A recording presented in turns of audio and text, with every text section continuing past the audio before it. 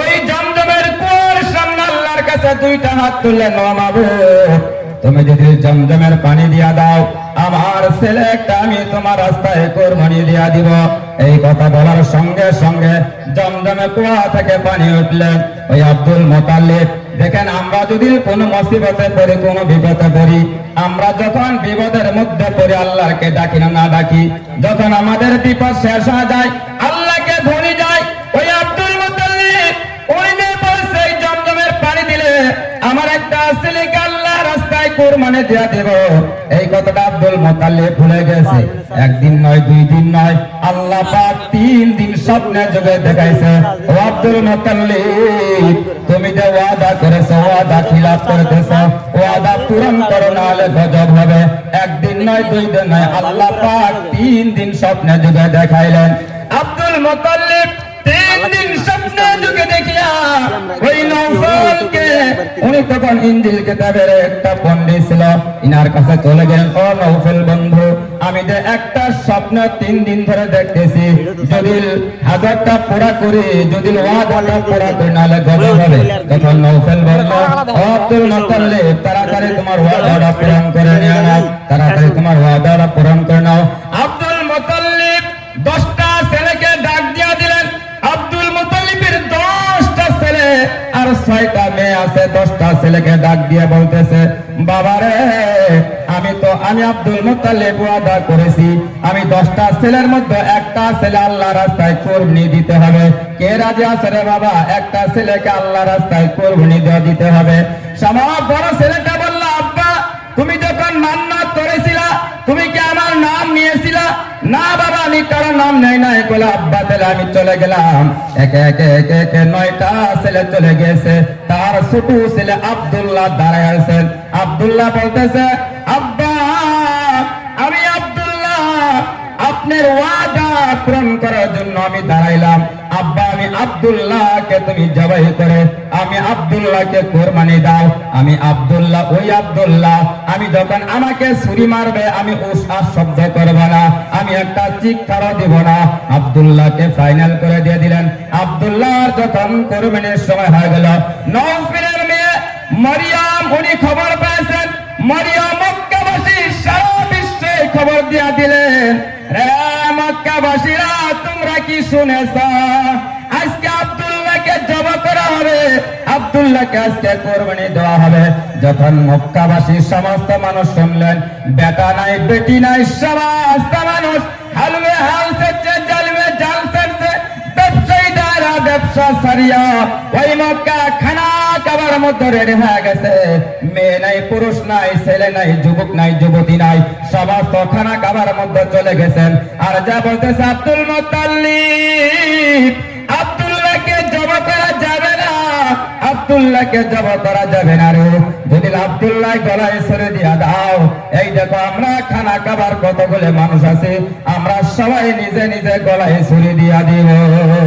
তখন আব্দুল মুতাল্লিব তখন চিন্তায় পড়ে গেল, আমি যদি আব্দুল্লাহকে জবাই করে দেই, এই খানা খাবার যত মানুষ সবাই ছুরি রেডি হয়ে গেছে। ওই সময় নওফল চলে আসলে, নওফলকে আব্দুল মুতাল্লিব বলল, নওফল আমি এখন কি করব?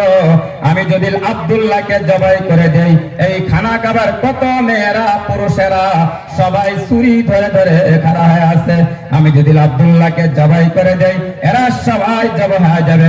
তখন নওফল বললেন, ও আব্দুল মুতাল্লিব তুমি একটা টস করো, 100টা উট এক পাশে রাখো আর আব্দুল্লাহকে আরেক পাশে রাখো।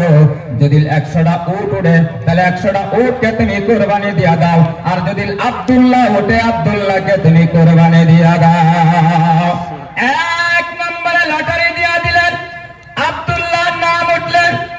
2 নম্বরে লটারি দিয়া দিলেন, আব্দুল্লাহর নাম উঠলেন। 3 নম্বরে লটারি দিয়া দিলেন, আব্দুল্লাহর নাম উঠলেন। আব্দুল্লাহর দাদা, আব্দুল্লাহর বাবা আব্দুল মুতাল্লিব চিনতে পড়ে গেলেন। নওফল বললেন, ও আব্দুল মুতাল্লিব তুমি 100 বার দিয়া দিবে, 100 বারের মধ্যে জিতাই হতো ওটাই ফাইনাল। 1 বার নয়, 2 বার নয়, 99 বার দিয়া দিবে। দিয়েছেন, আব্দুল্লাহর নাম উঠছেন। যখন 99 বার হয়ে গেছে আর মাত্র একবার বাকি আছে, একবারের সময় আব্দুল মুত্তালিব আল্লাহর কাছে বলতেছে, আল্লাহ আর মাত্র একটা বার বাকি আছে, যদি এবার আমার আব্দুল্লাহর নাম ওঠে আমি কে কি করবে? এই মক্কার মধ্যে যদি রক্ত রক্ত হয়ে যায়, আমি আব্দুল্লাহ দেখতে, আমি আব্দুল মুত্তালিব দেখতে যাব না। কে গলায় ছুরি দিবে দেখ, আমি দেখতে যাব না। আমি আল্লাহকে রাজি খুশি করার জন্য, আমি আল্লাহ তোমাকে রাজি করার জন্য, তোমাকে খুশি করার জন্য এইবার যদি আমার ছেলের নাম আব্দুল্লাহর নাম ওঠে, আমি আব্দুল মুত্তালিব আমি আর কে কি করবে দেখব না। আমি আব্দুল্লাহকে জবাই করে ছুরি দিয়ে জবাই করে দিয়া দিব।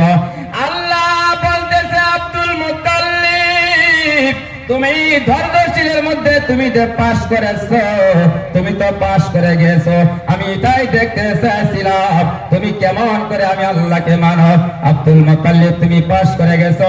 100 বার দেওয়ার সঙ্গে সঙ্গে আব্দুল্লাহর নাম উঠলেন না, আব্দুল্লাহর নাম না উঠিয়া 100 উঠে নাম উঠে গেলেন। একবার চিল্লায় কি বলা যাবে না সুবহানাল্লাহ? সুবহানাল্লাহ। 100 উট কুরবানি দিয়ে দিলেন। ওই আম্বেরে যার একটা উট ছিল সেই ধনী লিস্টে নাম ছিল, যার একটা উট ছিল সেই ধনী লিস্টে নাম ছিল, কিন্তু নবীর দাদা আব্দুল মুত্তালিব একটা নয় দুইটা নয় সাথে সাথে 100টা উট কুরবানি দিয়ে দিলেন। সুবহানাল্লাহ। এবার আব্দুল মুত্তালিব চিন্তায় পড়ে গেলেন, ওই মক্কা থাকিয়া খালি প্রস্তাব আসে আব্দুল্লাহর নামে, আব্দুল্লাহর খালি বিবাহের প্রস্তাব আসে। এটি নওফলের মেয়ে মরিয়ম আব্দুল্লাহকে সাক্ষাৎ পায়, বলে আব্দুল্লাহ তুই তোর বাবাকে বলিস আমি মরিয়মকে বিয়ে করবি না। আব্দুল্লাহ তোর বাবার তো 10টা ছেলে, তোর বাবার অনেক সম্পত্তি আছে, 10টা ভাগ করলে অল্প পাবি রে আব্দুল্লাহ। আমি মরিয়ম, আমি একটা আলিমের মেয়ে মরিয়ম, আমার বাবার অনেক সম্পদ, আমার বাবার কোনো শরীক নাই, আমি মরিয়ম একাই আছি। আব্দুল্লাহ রে তুই যদি আমাকে বিবাহ করাস, আমার যত সম্পদ আছে আমি সমস্ত সম্পদ তুই আব্দুল্লাহর নামে লিখে দিয়া দিব। এইভাবে প্রস্তাব আসতে থাকে। আব্দুল মুত্তালিব চিনতে পড়ে গেল, খালি প্রস্তাব আসে। আব্দুল মুত্তালিব মনে মনে ভাবতেছে, আমার একটা বন্ধু আছে ওই মদিনায়, আমার একটা বন্ধু, তখন মদিনার নাম ছিল আশরাফ, আশরাফে আমার একটা বন্ধু আছে, আমার বন্ধুটাও যেরকম ধনী আমিও সেই রকম ধনী, আমার সাথে ম্যাচ খায়, আমার সাথে মিল খায়। আমি একটু আমার বন্ধুর কাছে যাই, বন্ধুর তো একটা মেয়ে আছে দেখতে শুনতে ভালো, গুণী মেয়ে, তার সঙ্গে একটু যাই দেখি আমার আব্দুল্লাহর সঙ্গে আমার ছেলের সঙ্গে বিবাহ দেয় কি না দেয়। আব্দুল্লাহর বাবা আব্দুল মুত্তালিব 7টা ছেলে নিয়ে ওই আশরাফে চলে গেলেন, 7টা ছেলে নিয়ে আশরাফে চলে গেলেন নবীর নানার বাড়ি। নবীর নানার নাম ছিল আব্দুল ওয়াহাব জোহরি। আব্দুল ওয়াহাব জোহরির বাড়িতে গেলে গেট পাস লাগে, গেট পাস ছাড়া তার বাড়িতে ঢোকা যায় না। আব্দুল মুত্তালিব যখন ওই গেটের মধ্যে চলে গেলেন, আব্দুল মুত্তালিব যখন গেটের মধ্যে চলে গেলেন, এক লম্বা ঘটনা, যেহেতু সময় নাই, আরেকদিন যদি কোনদিন সময় পাই, যেহেতু আমাদের ওয়াজ তো বড় না, যারা মেহমান আসবে তাদের ওয়াজ আমাদের শুনতে হবে। যা যতটুকু বললাম এটা বলতে গেলে আরো আধা ঘন্টা যাবে। কোন না, আমাদের কথাটা অত গুরুত্ব না, যারা মেহমান তাদের কথা আমাদের শুনতে হবে। যাই হোক, ইনশাল্লাহ কোনদিন সময় পেয়ে আপনাদের সম্মুখে বলবো ইনশাল্লাহ। এই বলি আজকের মতো আমি শেষ করলাম। ওয়া আখিরু দাওয়ানা আনিল হামদুলিল্লাহি রাব্বিল আলামিন। ধন্যবাদ।